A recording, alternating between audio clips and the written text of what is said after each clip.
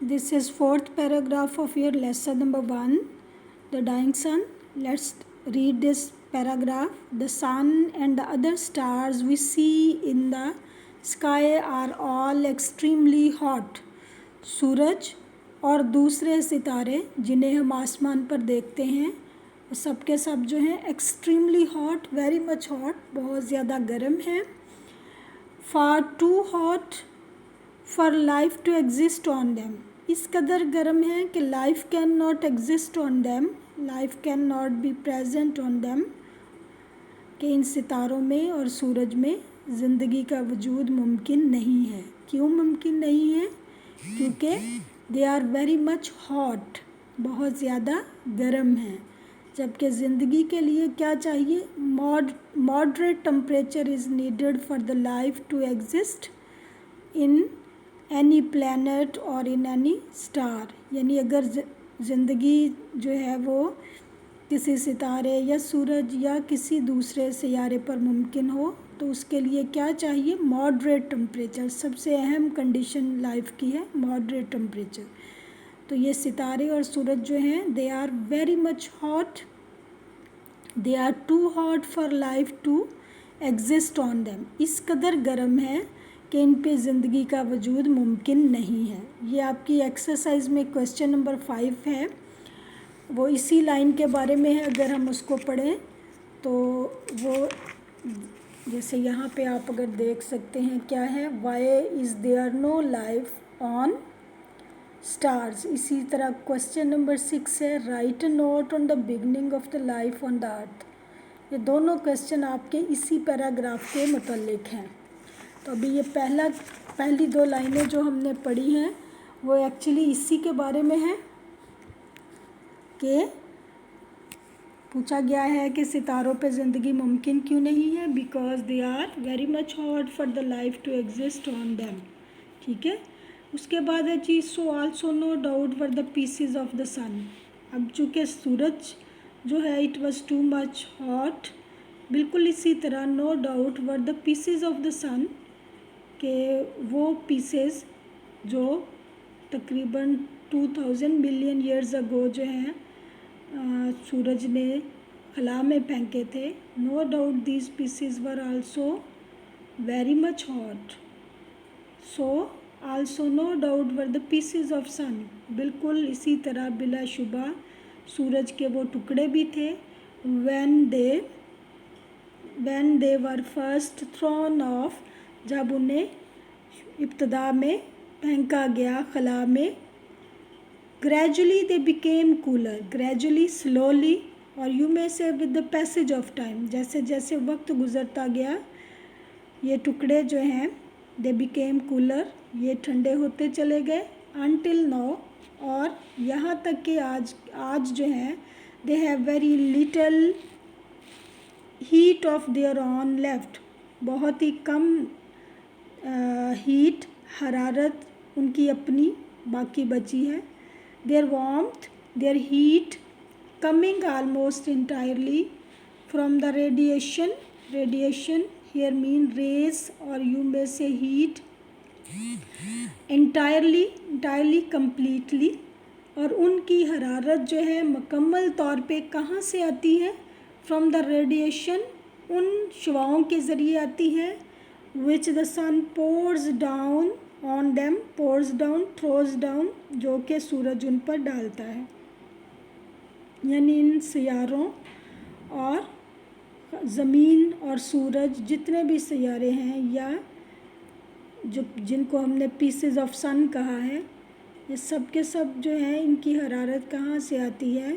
From the sun. They themselves are not hot, वो बजाते खुद अब जो है वो हॉट नहीं है, बल्कि उनकी हरारत सूरज की रेडिएशन की वजह से है. In the passage of time one of these cooling pieces gave birth to life.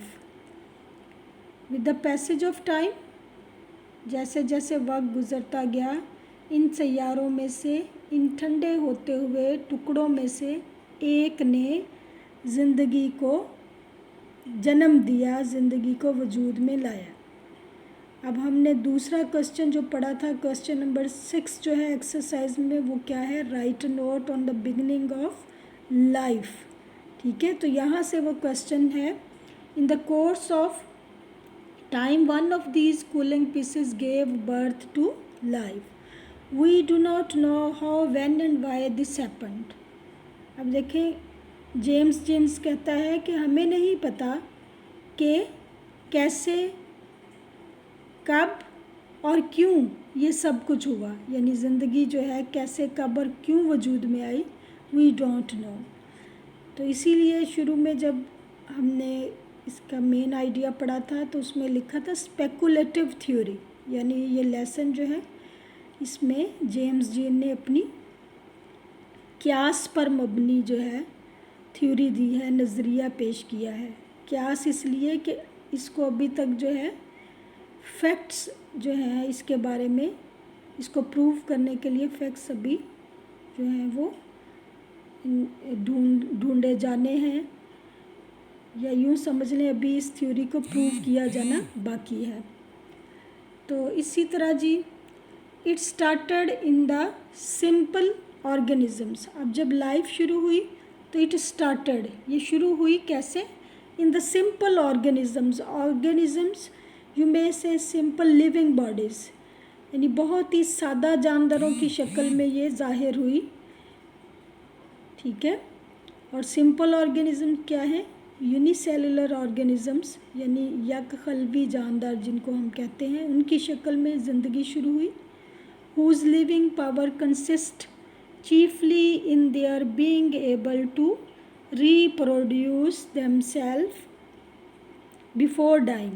अब ये जो यूनिसेलुलर ऑर्गेनिजम्स थे, they have only one quality, उनमें एक खूबी मौजूद थी, और वो क्या था, देयर लिविंग पावर, कि उनके अंदर ये ताकत मौजूद थी कि वो क्या कर सकते थे, दे कुड रिप्रोड्यूस देमसेल्व्स, कि वो अपने जैसे ऑफस्प्रिंग्स पैदा कर सकते थे बिफोर डाइंग, मरने से पहले, यानी they had only one quality of reproduction, यानी उनके अंदर जो लिविंग पावर थी उसमें सिर्फ एक क्वालिटी थी, दैट वाज रिप्रोडक्शन।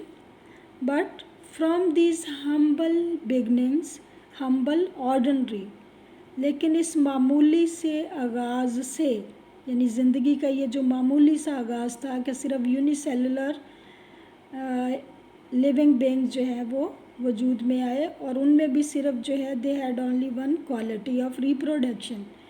तो ज़िंदगी के इस जो हम्बल और यूँ समझ ले मामूली सा जो आगाज़ था, इससे फिर क्या वजूद में आया, came a stream of life. Stream you may say flow of life, succession of life, यानी ज़िंदगी का पूरा एक सिलसिला वजूद में आ गया। ठीक है, यानी यूनिसेलुलर से फिर मल्टी सेलुलर लिविंग बीइंग, और इस तरह जो है कॉम्प्लेक्स से कॉम्प्लेक्स होती चली गई life, growing ever more and more complex, यानी ज़्यादा से ज़्यादा पेचीदा होती चली गई, पहले यूनिसेलुलर फिर वहाँ से मल्टी सेलुलर, और इस तरह फिर एनिमल और human beings has in the end produced beings. और ज़िंदगी के इस सिलसिले के आखिर पर क्या पैदा हुआ, in the end produced being, वो जानदार पैदा हुए, इंसान पैदा हुए, हुज, जिनकी, whose lives are largely centred in their feelings and ambitions, जिनकी ज़िंदगियाँ are largely centred, centred here mean concentrated, यानी मरकूज़ होना, जिनकी ज़िंदगियाँ मरकूज़ हैं किस पर, इन देयर फीलिंग्स, अपने जज्बात, एंड एम्बिशंस, और अपने मकासद पर, देयर सेंस ऑफ ब्यूटी। अब ये जो complex form of, the most complex form of life जो है वो क्या है, ह्यूमन बीइंग्स। और ये कॉम्प्लेक्स क्यों है, because they have feelings, ambitions, sense of beauty, and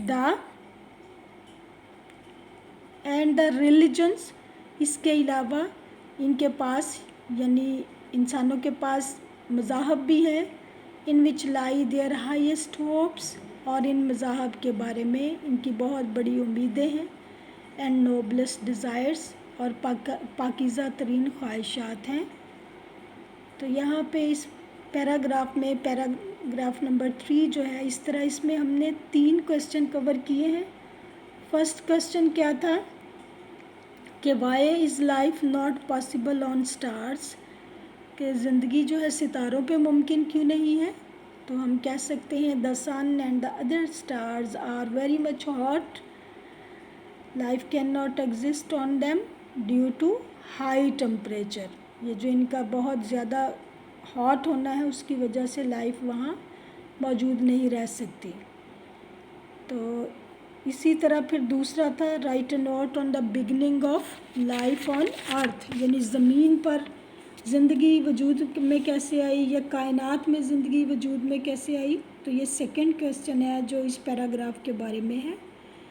तो हम इसके बारे में पढ़ सकते हैं कि when the sun threw off its pieces into the space some 2000 million years ago, these pieces began to cool down।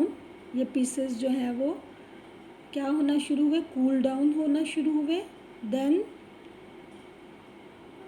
with the passage of time one of these cooling pieces gave birth to life। इनमें से एक जो है, इनमें से एक पर ज़िंदगी वजूद में आई। We do not know how when and why this happened, but the life started in the form of simple organisms which had only one quality of reproduction. Then from these simple organisms came a stream of life. The most complex form of life on earth is human beings। अब ये तो हो गया कि ज़िंदगी वजूद में कैसे आई। उसके बाद ये भी क्वेश्चन हो सकता है what is the most complex form of life on earth. तो human beings are the most complex form of life on earth.